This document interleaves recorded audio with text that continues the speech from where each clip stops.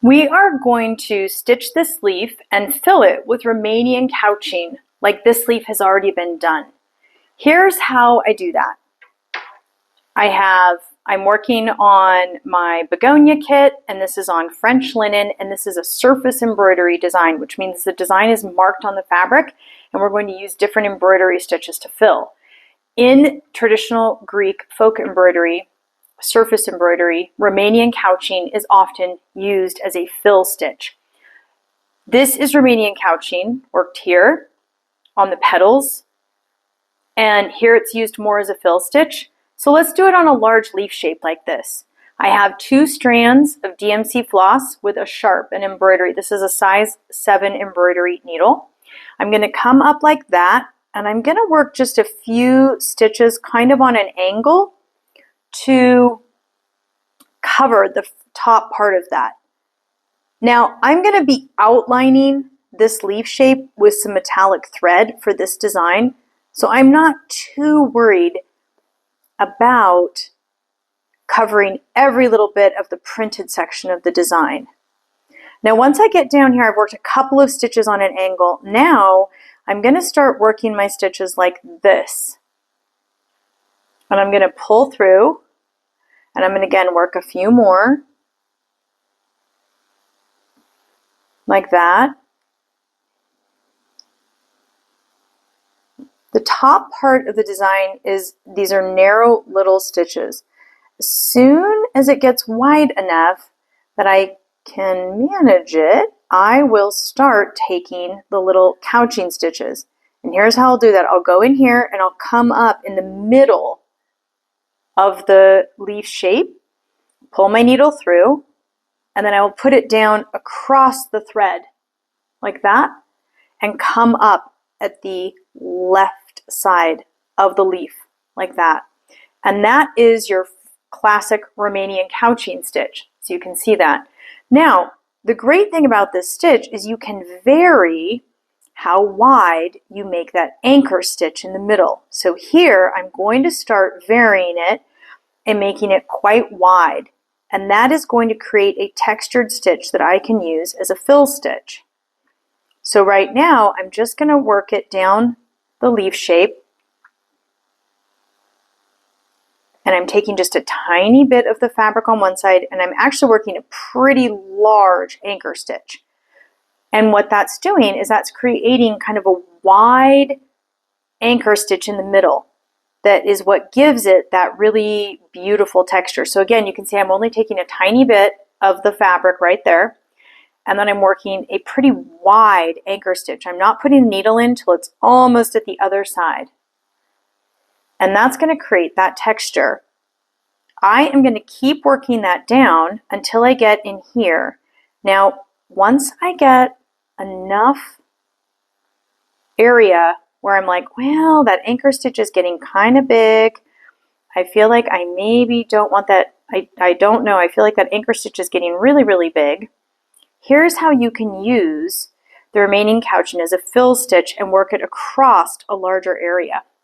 The way you're going to do that is you're going to come up like this, just grab a little bit of the fabric. You're going to come across, work an anchor stitch here, and then come up again midway through the stitch and work the anchor stitch again. So you've now worked 2 anchor stitches across that row. And you can actually repeat doing the anchor stitches as many times as you need across a large area. You can work it 3 times or 4 times. In this leaf shape right here, I'm feeling like twice is probably enough. So I'm going to take 1 there, and I'm going to take and come up there, and I'm going to work another anchor stitch here. And that gives you that kind of lovely texture that this kind of embroidery is known for. So there we go. I'm going to come up again, and there you go. Now, when I get down to this section, once I get to here, I will split off and I will work this part of the leaf down to here, and then I'll take a couple travel stitches and I'll work this part down here, and then I'll come down to here, and then I'll come down and keep working each one of these leaves. You can see how I've done that on this section right here. So you can see in this section, I've worked the little anchor stitches down the middle here. I've worked the anchor stitches down the middle here, down the middle here. And so you can just kind of keep varying those anchor stitches wherever you want them, whatever direction you want them to go. And they actually cover pretty quickly. You can cover spaces like this. This leaf works up really fast because the Romanian couching works, it's a quick stitch. It fills a lot of area very quickly. Now I've reached this section here, so let me show you how we go up to this leaf here to get started here. I'm going to actually take some little traveling stitches along the edge. These don't need to be particularly pretty because you're just going to cover them up. So you just go up to here. And that just gets you over here without having too long of floats or extra floss on the back of your embroidery. Now, when we get here, I'm going to do the same thing as I did up here, but I'm probably going to angle these stitches a little bit more because that leaf shape there is a little bit more angled. So I'm going to pull in a stitch like that, put in another stitch like this,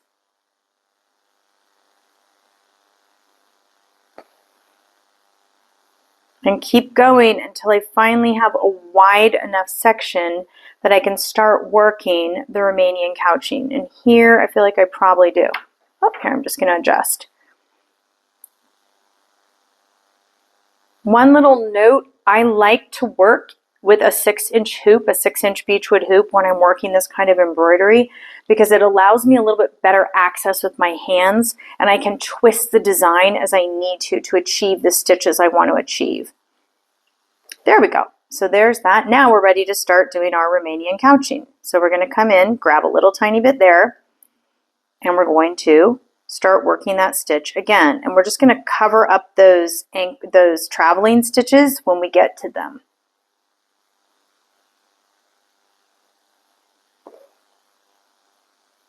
Our goal is to sort of be working our way gently down this way.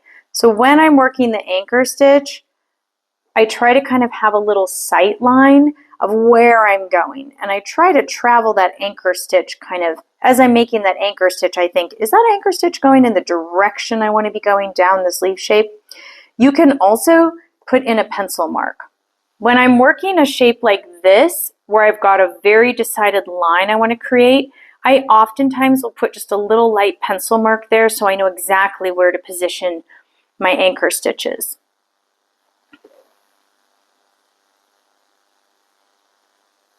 And here we go. We just keep working. And you can sort of slightly, if you get going this way and you're like, whoa, I feel like I'm going in too much of this direction, and you're like, I kind of need to be going more in this direction, then the way you do that is you just basically, you take a little extra space on one side, but then you go back down in the other hole, the same hole on the other side, and that helps you pivot your stitch. So that's another way you can kind of traverse across the shape that you're filling in. And as you can see, this stitch fills very quickly. It's one of the things I like about this stitch is it's kind of the, I wouldn't exactly call it instant gratification of embroidery, but it's pretty close. So when we get down here, now when we get down here, I'm like, ooh, I kind of need to stitch this more angled like that. But if I do that, I'm going to end up with this little bare patch in here. So here's what I'm going to do. I'm going to put my needle in there, and I am going to end up with that little bit of a bare patch, but here's how I'm going to fix that. I'm going to go in, and I'm going to, when I work my anchor stitch, I'm going to pull my floss up into that area where it's a little bare, and then I'm going to work that stitch, that anchor stitch in, and then I'm going to put my needle back in the same hole to kind of help me fill that slightly more open space on the left-hand side here.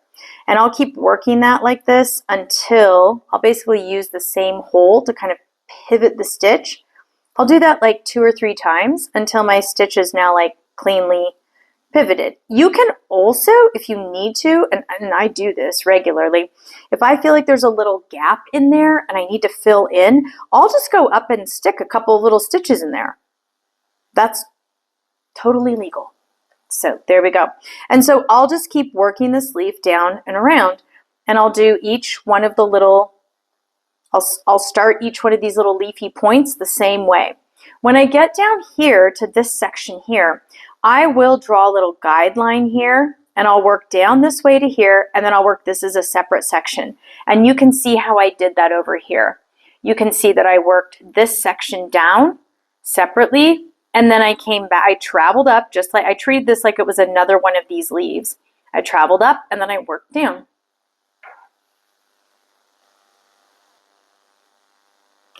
Let's do a petal in Romanian couching with a tighter anchor stitch. Here's how I do that. You can see what I'm trying to achieve here is this tighter Romanian couching stitch where I've got the anchor stitch almost as a little accent of the design. The way I'm going to do that is I'm going to look at my petal and I'm going to look for about where is like just sort of a curve there.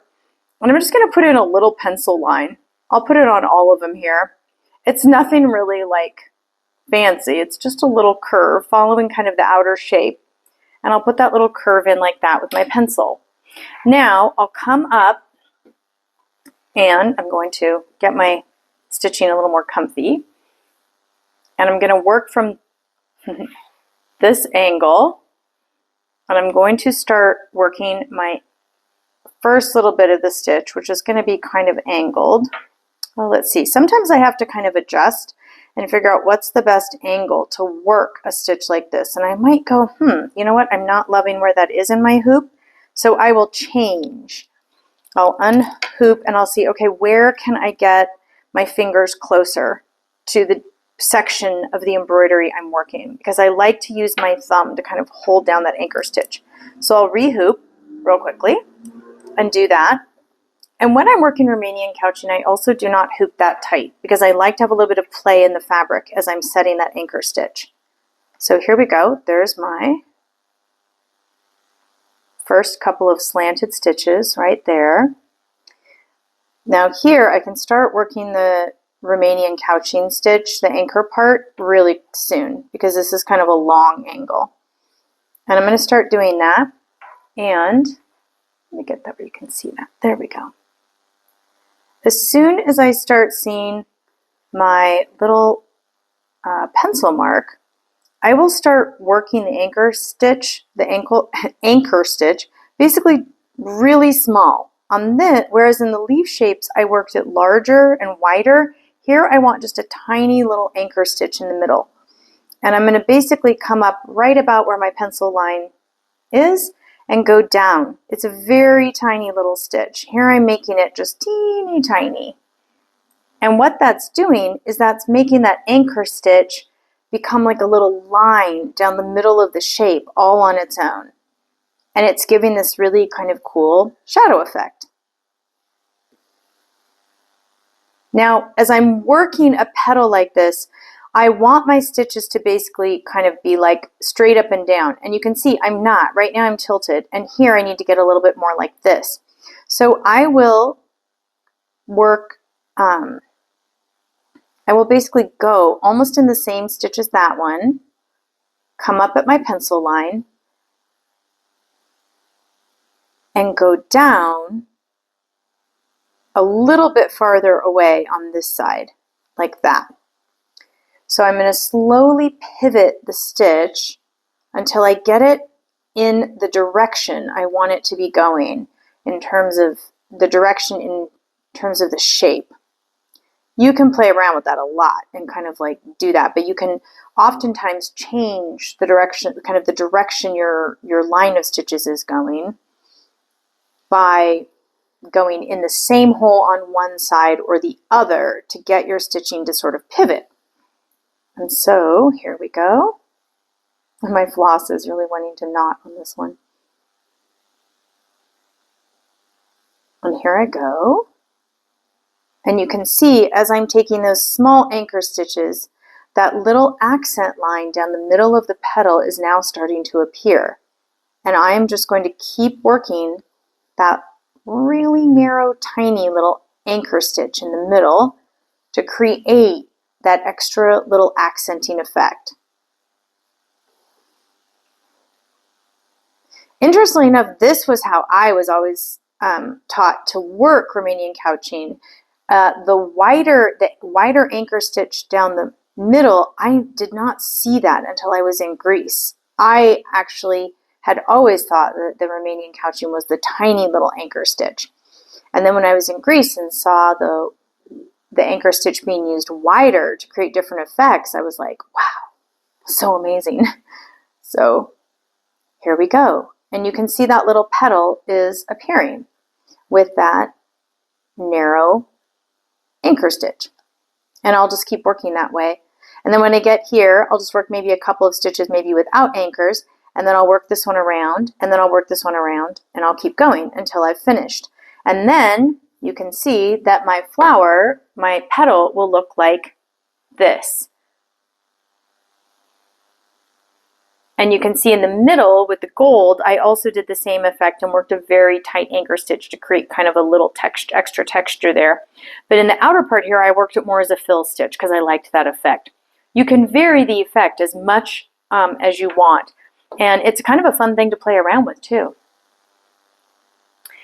Let's work the Byzantine fishbone stitch. This is also known as flat stitch. Here's how we do that. You're going to come up like that at the top of your leaf shape, and you're going to go down a little ways like that. And you are going to now, we're going to work little crisscrossing stitches across that first initial stitch. Here, we're going to go a little bit to the side on this side.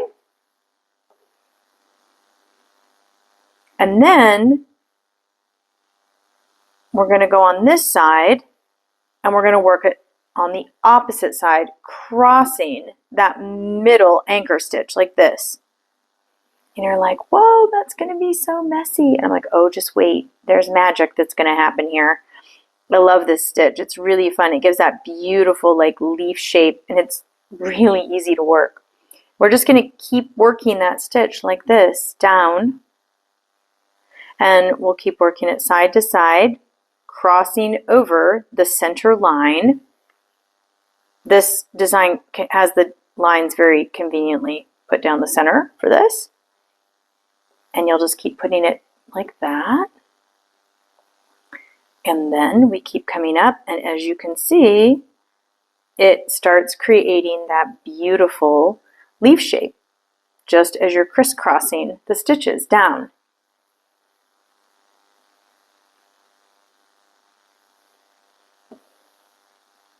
Like that. There we go.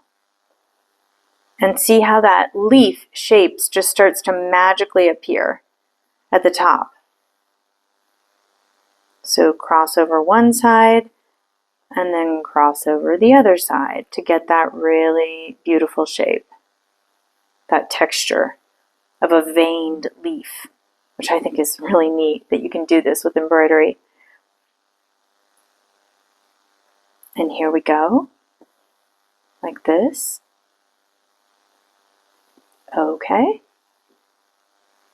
And we keep going, and you can see that shape just keep appearing.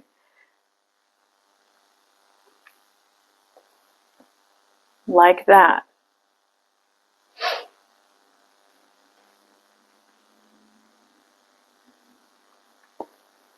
And I'll keep working this shape kind of just down till it looks like the leaf is going to kind of naturally end.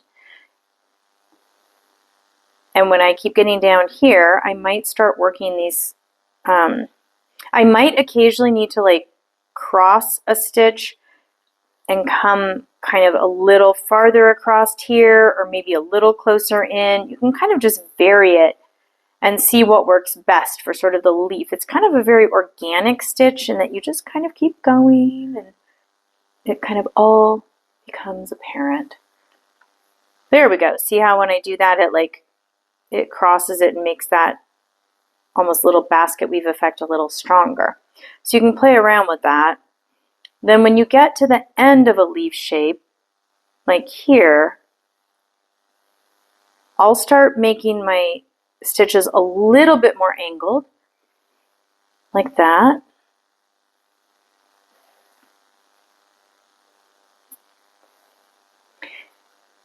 And here I'm just kind of thinking, where would that little veined leaf sort of naturally want to end? And I'm looking, okay, it might want to kind of end there. And I'm going in. And if you end up with any spaces amongst, any spaces amongst your leaves that you're not happy with, you can always just go back in and put a couple of little like stitches in here, little fill stitches, and that's totally fine to kind of make your leaf look a little fuller. And as I come down here, I'll just keep working my leaf shape.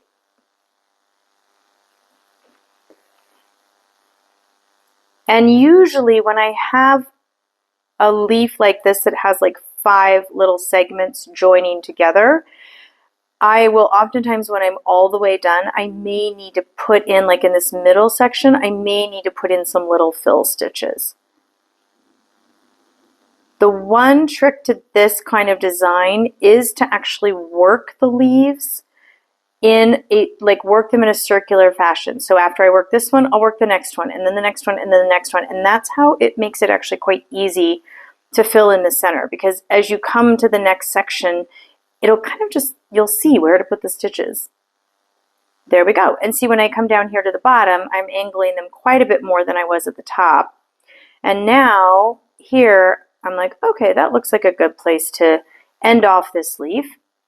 And what I might do is I might stop crisscrossing them at this point and just put in a few stitches to just sort of fill out that rounded shape of the leaf, like that. Like that. And then I will now, at this point, I might leave this little section open a little bit, or I might put like maybe one more stitch there. But then what I'll do, like maybe like that, I might go like that. But now what I'm going to do is I'm going to travel, just like I did for the Romanian couching. I'm going to basically just travel up to the next leaf shape that I need to go stitch. And that's going to be this one. And here I'll just start again, and I'll stitch that stitch and start here, put that first stitch in that's going straight, and now I'll just start crisscrossing my stitches over it the same way I started this shape. And I'll just keep working these leaves around in that order, in that method, with that stitch technique, that stitch path. Okay, so there we go. And that's the Byzantine fishbone stitch. Once we've stitched all of the DMC floss sections of the design, it's now time to add the metallic thread accent. So this is the metallic thread that comes in your kit, and you can see that it's very thin strands. You're going to take one strand only of this, just one strand. It's single strand, so you don't have to separate them. One strand only. And you're going to thread your needle. There is a needle threader in your kit to help with that. The metallic floss is a little tight to go through the size 7 embroidery needle. The size 7 needle is the best size for the French linen, but it's a little bit of a small needle eye for the metallic floss. So use a needle threader, and you will notice that when you get started, the metallic thread is not going to want to like go through easily through the eye of the needle. So just gently pull it through, and don't pull through a really long tail. Now, we're just going to work a stem stitch around certain areas. You can see on this half of the design I've done it. I've worked the stem stitch around the satin stitching DMC floss.